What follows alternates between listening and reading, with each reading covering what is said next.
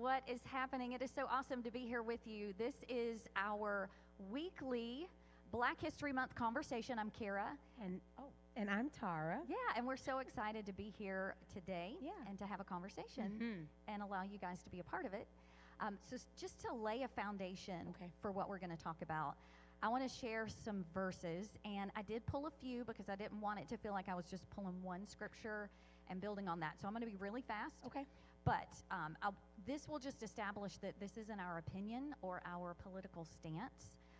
We just desire for this month, instead of pulling facts for you, because we want to encourage you to dig in and study Black history, because there are amazing stories of people who have been vital in building this nation and establishing so many wonderful things. But we wanted to just have some conversations. Yeah. So we're going to talk today about something that can be uncomfortable, but we all wrestle with it, and it's discrimination and bias and stereotypes. James 2:2-4 warns us about making distinctions among people. It says, "My fellow believers, do not practice your faith in our glorious Lord Jesus Christ with an attitude of partiality. Show no favoritism, no prejudice, no snobbery." And favoritism in the original language means to be partial, to make a distinction between or to treat differently. Romans 2:11 says, "God shows no partiality or favoritism." Proverbs 6:16-17 says, "These 6 things the Lord hates. Indeed, 7 are repulsive to him."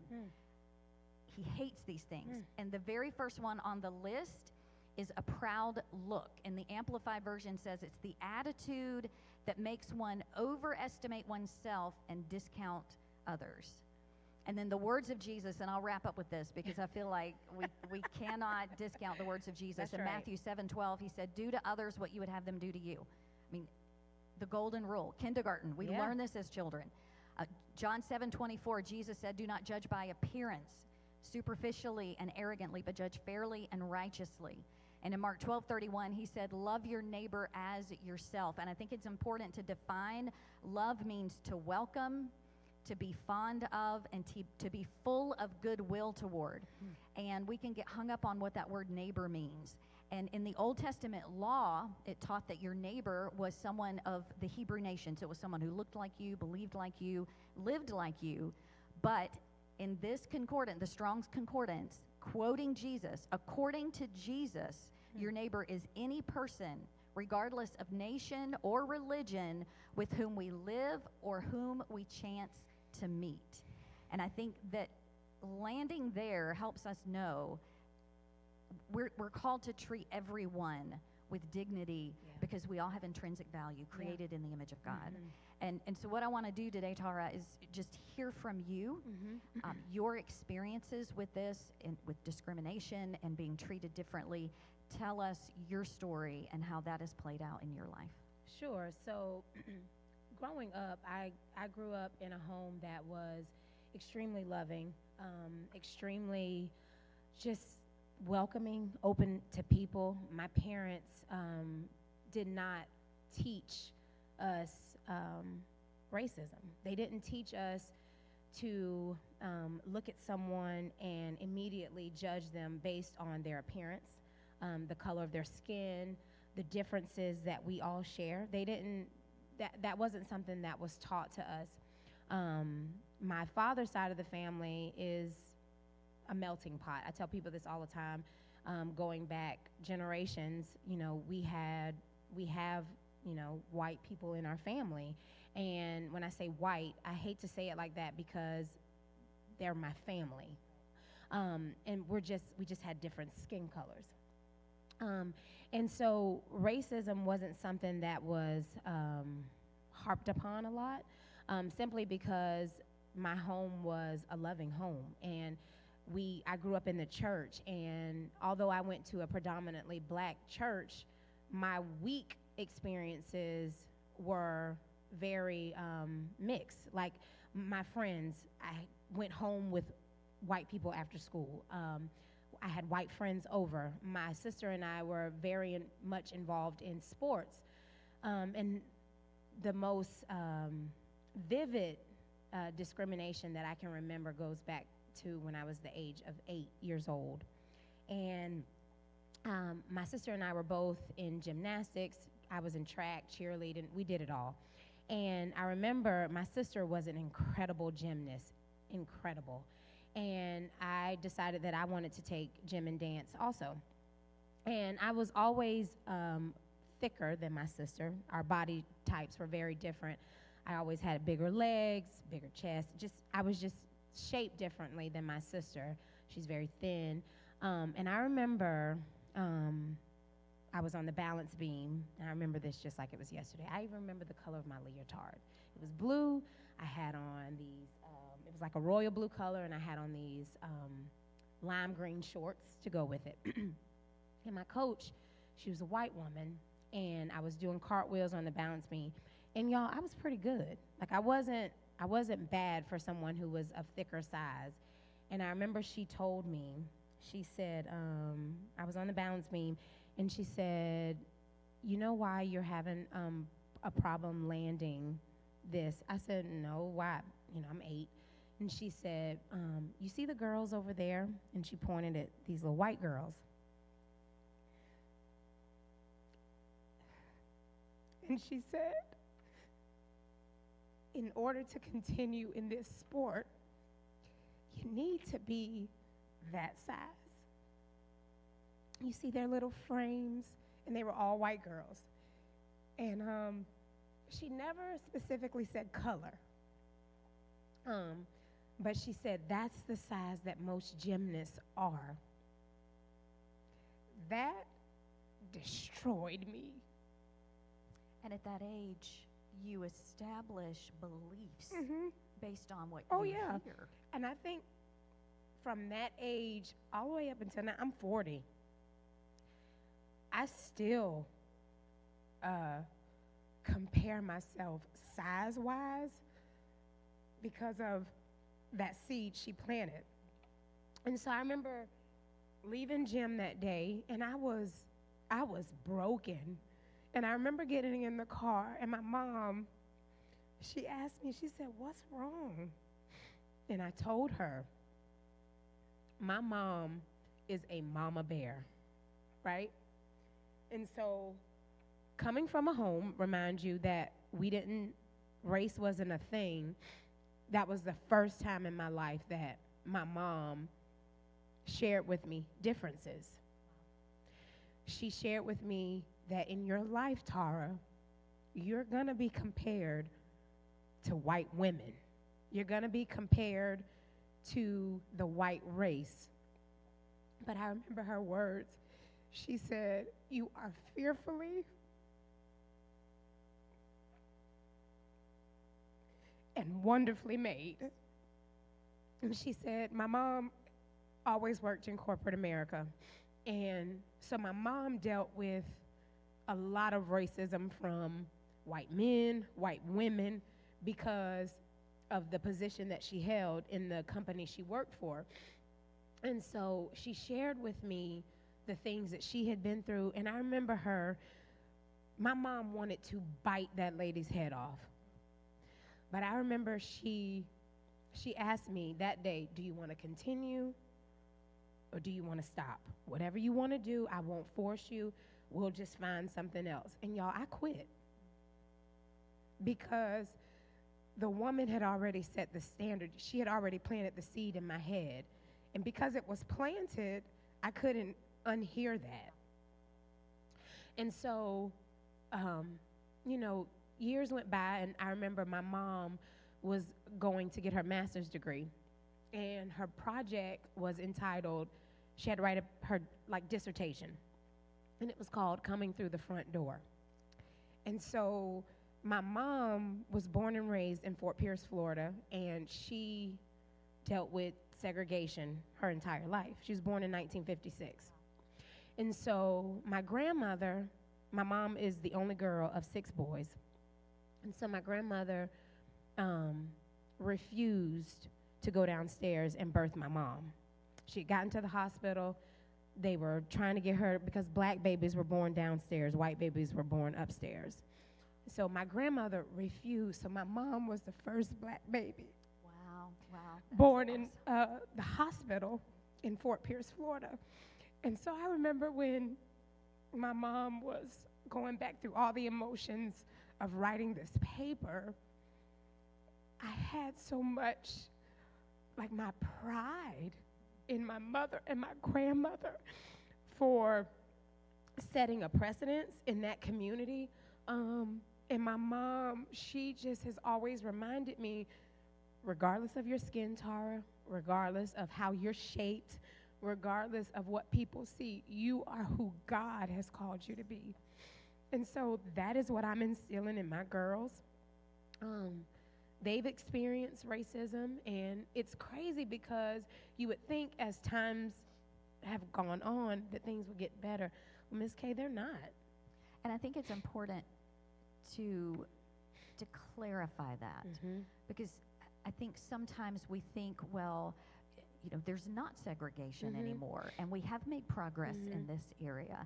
But personally, I don't know what it's like right now, and I don't understand. And so I think it's important that we shed some light on that. Oh, yeah. And explain what does it look like right now in 2024. I mean, it's little things. Marley has shared things with me at school where white kids, use the N-word, and they've been told that they have a pass to use it. Okay, so let's talk about that. I mean, if we're going to go there and you're comfortable with it. Oh, yeah. Oh, gosh. Yeah, I'm fine, Ms. K. Because there are, culturally, we think it's, and I'm way too old to really make a judgment call on this. But to say how you say it, inflections and how you say it, and things like that. They feel like because you don't say ER and you say NIGGA, that there's a difference. Well, raising the girls, we always told them that the N-word was a cuss word. You don't use it, you don't say it, you don't say it to anybody. And so now my girls are noticing that kids that don't look like them are using the word, and they're asking, why are you saying that? Why are you, I was given a pass from my black friend. And I know that it's part of that is ignorance, because they're young kids. They don't know the hurt that word carries, the historical roots that word comes from. However, it's not okay. I don't want to be called NIGGA, and I definitely don't want ER. I don't want to hear it. I don't want to say it. I mean, there's movies and there's, where black people have made it funny, but there's so much historical hurt associated with that word. So can I ask a question on that? Sure, absolutely. Just kind of anticipating what questions people might have regarding that. Go for it. Whether it is in different forms of music or rap or things like that, when it is used. Can you clarify, that's not our standard as far as how we choose. Again, as followers of Christ, using language that glorifies God and the image of God in people, that's another excuse sometimes, I think. Well, I hear it in music, or I hear it in this. Like, how would you address that? Because it's become such a slang. It's become such a part of American rap culture that, and a white person could say, well, they say it in music to each other. They say it. There's a connotation with it, though. There's a way you say it, because I don't like it either way. But there's a way you say it that is going to be demeaning to me, and there's a way that you say it where you're my brother, my sister. That's how they're putting it in rap music, I should say. And so I feel like in order to get around it, we just don't say it, period. And I think that is, it's so important. Yeah, that way there's no excuse either way, because I do not want to be called that no more than a white person wants to be called a word that is, derogatory towards your race. It's hurtful because it's rooted in a place where we were in bondage, and it's rooted in a place where we didn't have many freedoms, and it's rooted in when you devalue someone in order to justify that in your mind, you have to dehumanize them. And Pastor Paul was helping me understand that. And I think if we can dehumanize someone, and that's what culturally, historically, how we end up having these conversations. That's how we have for years justified that word because you don't see me as an equal. You see me as less than because I was born with this skin with no choice. It's no more than me saying, Miss K, you have brown eyes, or sometimes they may be a different color. You don't choose that.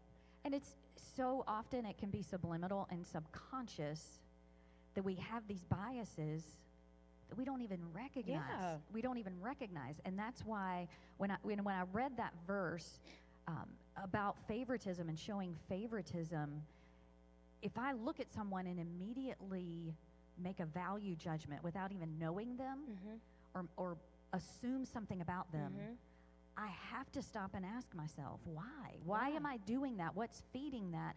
And that's not easy because when we default to that, it's just that's what's natural. So it's unnatural to stop and ask the question, where's that coming from?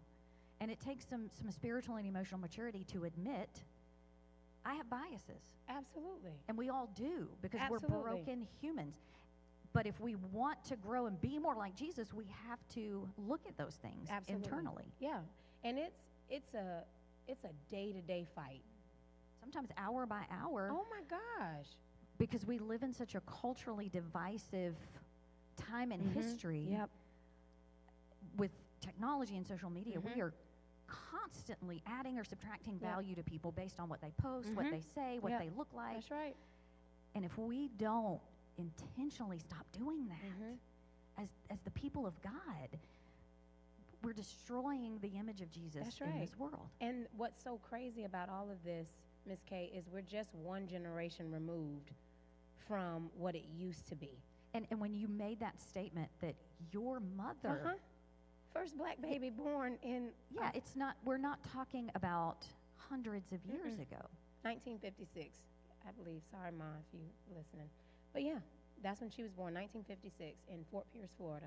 And Fort Pierce, even to this day, is still very segregated because of history, because of there hasn't been any lament, there hasn't been any reconciliation, there hasn't been any conversations. It's still very much black and white. And there's a lot of towns in America like that.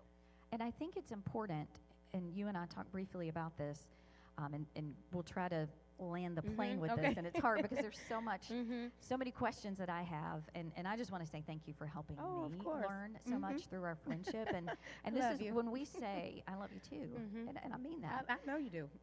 That is why we say, like, build relationships with people who aren't like you because we help each other from sharing our experiences. Yep.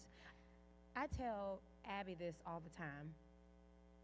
I tell Abby when we're having conversations even about like where her Poppy goes to school and, you know, just her being intentional in raising her children, her and Hunter, to have open conversations. And, you know, and I tell Abby all the time, she's the voice. I can scream it all the time. But if my friends, you, Abby, and I consider y'all family, you know that. So if I can get you all to express even just an inkling of discomfort and what you feel for me, then maybe someone else will be able to feel it and they'll speak up. Because I need you guys to make a change in all of this. Well, and I think it's important that we can agree with all of it in our heart. But what we do in the moment when we see or hear something that doesn't line up with what we believe, will we have the courage to address it? Yeah. Will we have the courage to say, that's not okay? Yeah. And I get it. It's scary. It takes courage. Yeah. And a lot of times we may not hear big, huge, blatant acts of racism or see acts of race or hear things that are huge and blatant, but sometimes it's the small things. Oh gosh, Miss Kate, do not touch my hair. Don't walk up to me because I changed my hairstyle. Oh, I am not an animal. Don't pet me. Don't touch I don't do that to people. I don't walk up to you and just start, and it comes off so, I know behind it, it's not meant to be offensive, but it comes off that way. You're almost petting me because you see that I've changed my hairstyle. I'm always going to change my hair. That's culturally a part of who we are. That's what black women do. And so that's one of those very small acts that women may not know that they're doing it, or people in general may not know they're doing it. Don't pet me. And then small things that people can say, and they don't recognize how it feels. Absolutely, absolutely. It's hard, and I know that so many of it comes from years and years of what you're trying to unlearn. So I get that, and I am probably one of the most patient people when it comes to that, because I'm here at the journey, and I've learned so much. This was culturally different for me and my family, but I have embraced it with everything in me, and I don't see myself anywhere else. But we got to do it together, and we have to be willing to learn together if we want a church that looks like heaven. Absolutely. And that's one of the reasons we chose to have these conversations rather than feeding you information. Yeah. Like, we want you to dig in and to dive into some resources, a couple that I wanted to share today as we wrap up. And you mentioned, as parents, we have a responsibility to the next generation. And this